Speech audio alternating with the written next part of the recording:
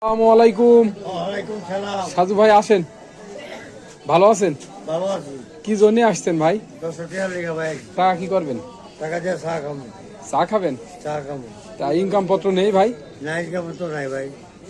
তা দিয়ে পাত্রে বেচে রেখে গিয়া। তাই? হ্যাঁ ভাই, ইনকাম তো নাই। ও, কাম কাজ নাই।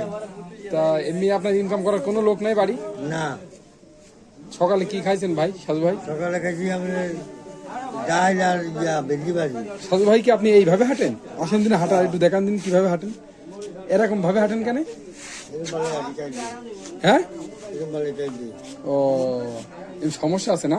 হ্যাঁ, সমস্যা আছে। কি সমস্যা ভাই আপনার? ঠ্যাং ধরে গাইলে। ও, তা সেটা রাত্রি কি খাবেন? রাতে খাই না। ভাত খাই না। সাজু ভাই এমনি ছেলে কয়জন?